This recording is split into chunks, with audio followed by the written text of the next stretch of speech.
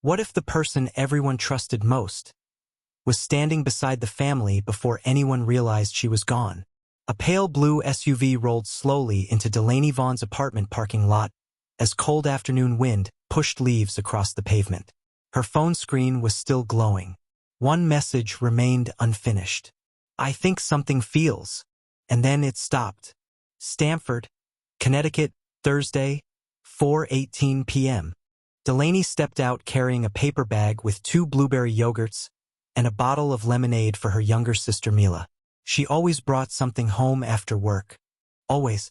The hallway smelled faintly of fresh paint and rain drifting through an open stairwell window. Her lavender cardigan brushed against the apartment door as she unlocked it. Everything looked normal. That was the frightening part. Last confirmed sighting. Inside the apartment, her phone buzzed again. Delaney stared at the screen longer than usual. Then she locked it. No reply, no smile, just silence. 3 hours later, Mila sat cross-legged on the couch refreshing their messages over and over. Nothing. No home safe. No missed call. No explanation. Only the tiny delivered beneath her final text. 8:52 p.m. Outside, daylight faded behind rows of quiet Connecticut apartments, while neighbors pulled groceries from trunks and children rode scooters across damp sidewalks. Normal life kept moving. But inside apartment 3B, Delaney's blueberry yogurts were still sitting untouched on the kitchen counter. The lemonade ice had already melted, and hanging beside the front door was the lavender cardigan she never went anywhere without. But one detail didn't add up, because at 9:11 p.m., someone used Delaney's phone, just not from her apartment. Connecticut, Friday, 7:06 a.m. Why would someone use Delaney's phone, but never answer a single call? Mila barely slept. She stayed curled beside the couch window watching morning fog drift between parked cars while Delaney's unread messages filled the screen. Still nothing. Then her phone vibrated. Location update. Delaney's device had suddenly appeared near a gas station over 30 minutes away, but surveillance footage showed something disturbing. The phone moved. Delaney didn't. 6:41 a.m., New Haven County. Detective Roland Mercer replayed the footage again. A hooded figure stepped out of a pale blue SUV. 3 minutes later, Delaney's phone powered off permanently. No purchases, no calls, no trace of where the vehicle went next. But one thing caught Mercer's attention. The person leaving the gas station was wearing gloves, even though the weather wasn't cold. Main question: who was driving her SUV? Back at the apartment, Mila opened the refrigerator searching for water, then froze. The blueberry yogurts Delaney bought yesterday were still untouched. Expiration date facing forward. Exactly the way her sister always placed them. And suddenly, the apartment no longer felt temporary. Felt abandoned. Connecticut, 2 days later. What if Delaney already knew something was wrong before she disappeared? Detective Mercer sat silently inside his car replaying Delaney's final voice note for the 7th time. First, it sounded ordinary. Traffic passing. Car door shutting. Delaney breathing softly near the phone. Then, a sound almost nobody noticed. A second voice. Barely audible. Male. Calm. Saying only 4 words. "Don't make this difficult."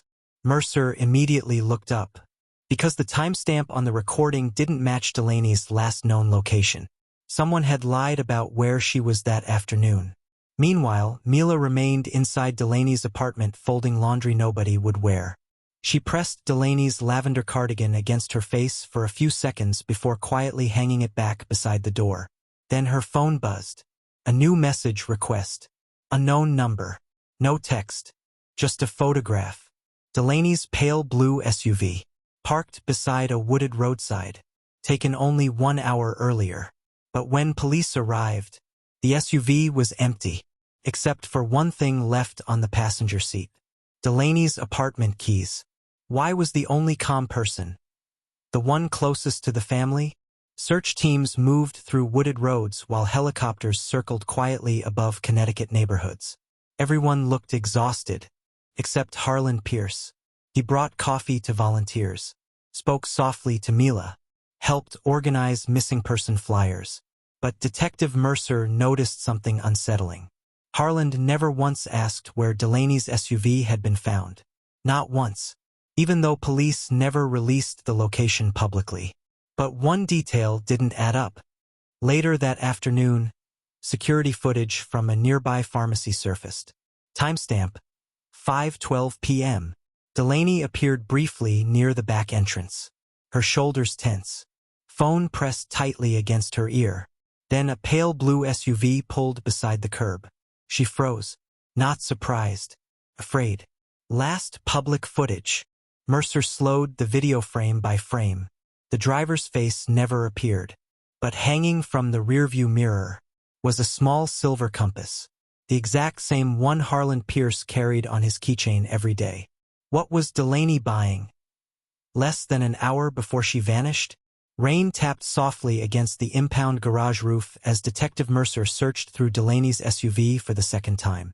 Most people had already given up finding anything useful. Then he noticed it, a crumpled receipt shoved beneath the passenger seat. Timestamp: 4:31 p.m. A roadside pharmacy. One item purchased. Emergency pepper spray. Mercer stared at the paper silently. Because Delaney hated confrontation.